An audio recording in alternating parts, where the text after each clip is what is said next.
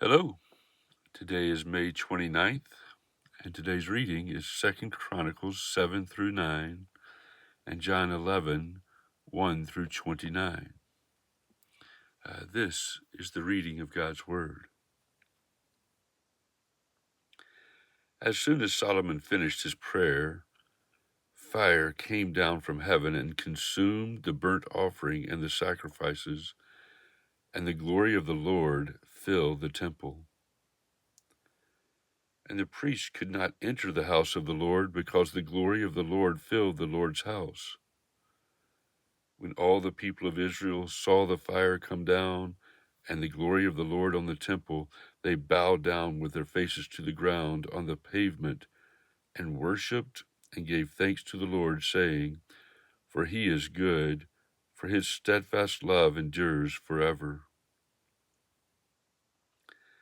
Then the king and all the people offered sacrifice before the Lord. King Solomon offered as a sacrifice 22,000 oxen and 120,000 sheep. So the king and all the people dedicated the house of God.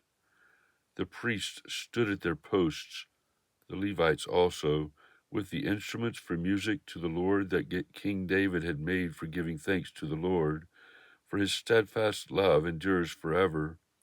Whenever David offered praises by their ministry, opposite them the priests sounded trumpets, and all Israel stood. And Solomon consecrated the middle of the court that was before the house of the Lord, for there he offered the burnt offering and the fat of the peace offerings, because the bronze altar Solomon had made could not hold the burnt offering and the grain offering and the fat. At that time Solomon held the feast for 7 days, and all Israel with him, a very great assembly, from Lebo Hamath to the brook of Egypt. And on the 8th day they held a solemn assembly, for they had kept the dedication of the altar 7 days, and the feast 7 days. On the 23rd day of the 7th month he sent the people away to their homes, joyful and glad of heart for the prosperity that the Lord had granted to David and to Solomon and to Israel his people.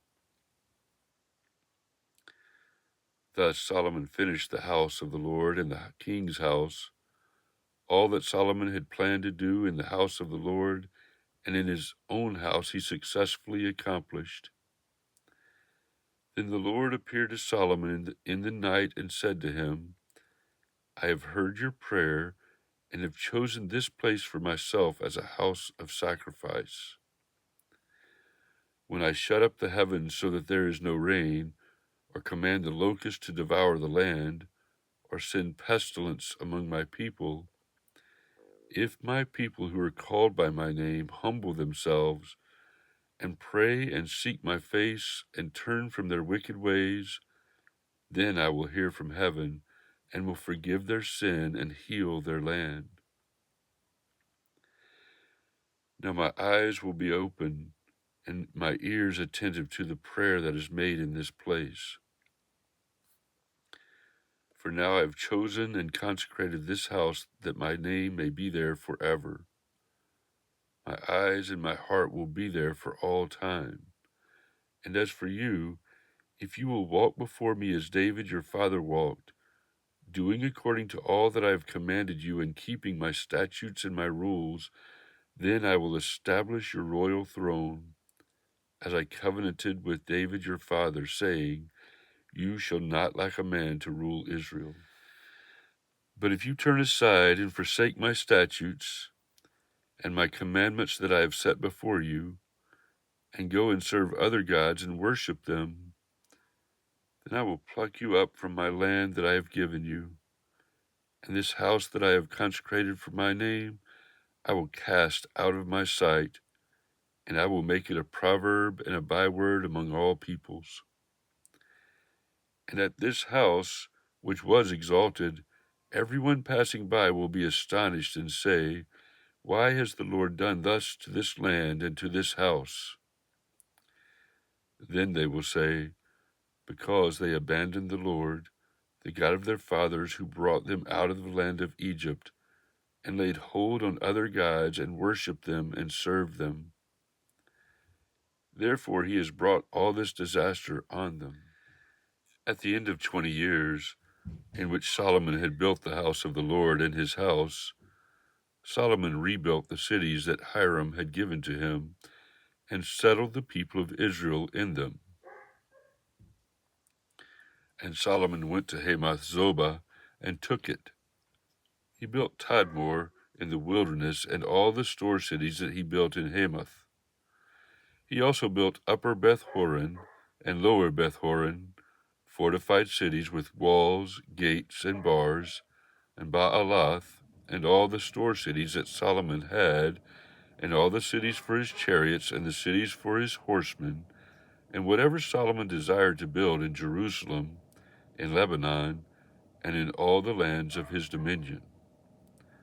All the people who were left of the Hittites, the Amorites, the Perizzites, the Hivites, and the Jebusites, who were not of Israel, from their descendants who were left after them in the land, whom the people of Israel had not destroyed, these Solomon drafted as forced labor, and so they are to this day. But of the people of Israel Solomon made no slaves for his work. They were soldiers, and his officers, the commanders of his chariots and his horsemen. And these were the chief officers of King Solomon, 250, who exercised authority over the people. Solomon brought Pharaoh's daughter up from the city of David to the house that he had built for her, for he said, "My wife shall not live in the house of David, king of Israel, for the places to which the ark of the Lord has come are holy." Then Solomon offered burnt offerings to the Lord on the altar of the Lord that he had built before the vestibule, as the duty of each day required, offering according to the commandments of Moses for the Sabbaths, the new moons, and the 3 annual feasts, the feast of unleavened bread, the feast of weeks, and the feast of booths. According to the ruling of David his father, he appointed the divisions of the priests for their service, and the Levites for their offices of praise and ministry before the priests as the duty of each day required, and the gatekeepers in their divisions at each gate, for so David the man of God had commanded. And they did not turn aside from what the king had commanded the priests and the Levites concerning any matter and concerning the treasuries. Thus was accomplished all the work of Solomon from the day the foundation of the house of the Lord was laid until it was finished. So the house of the Lord was completed. Then Solomon went to Ezion-Geber and Eloth on the shore of the sea in the land of Edom. And Hiram sent to him by the hand of his servants ships and servants familiar with the sea, and they went to Ophir together with the servants of Solomon, and brought from there 450 talents of gold, and brought it to King Solomon. Now when the queen of Sheba heard of the fame of Solomon, she came to Jerusalem to test him with hard questions, having a very great retinue, and camels bearing spices, and very much gold and precious stones. And when she came to Solomon, she told him all that was on her mind, and Solomon answered all her questions. There was nothing hidden from Solomon that he could not explain to her. And when the queen of Sheba had seen the wisdom of Solomon, the house that he had built, the food of his table, the seating of his officials, and the attendance of his servants, and their clothing, his cupbearers and their clothing, and his burnt offerings that he offered at the house of the Lord, there was no more breath in her. And she said to the king, "The report was true that I heard in my own land of your words and of your wisdom, but I did not believe the reports until I came and my own eyes had seen it. And behold, half the greatness of your wisdom was not told me. You surpassed the report that I heard. Happy are your men, happy are these your servants, who continually stand before you and hear your wisdom. Blessed be the Lord your God, who has delighted in you and set you on his throne as king for the Lord your God.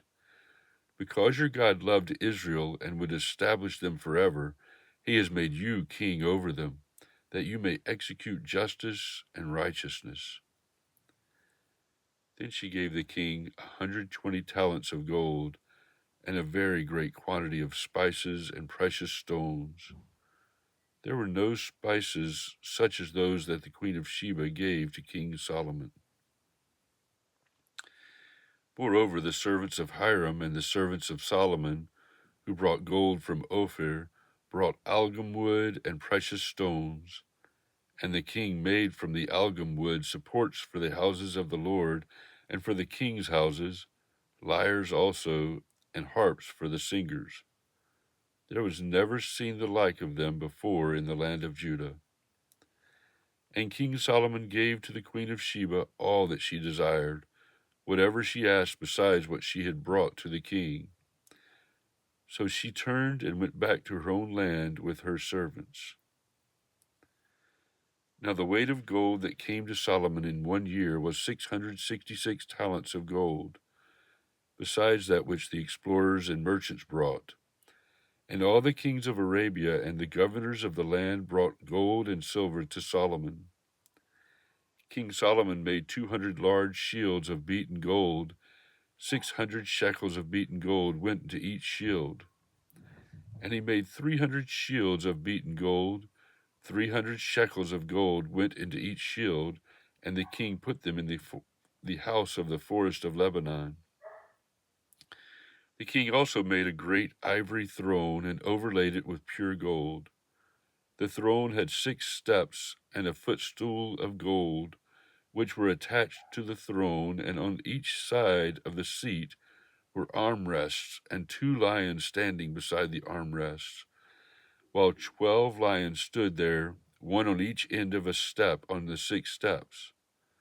Nothing like it was ever made for any kingdom. All King Solomon's drinking vessels were of gold, and all the vessels of the house of the forest of Lebanon were of pure gold. Silver was not considered as anything in the days of Solomon. For the king's ships went to Tarshish with the servants of Hiram. Once every 3 years the ships of Tarshish used to come bringing gold, silver, ivory, apes, and peacocks.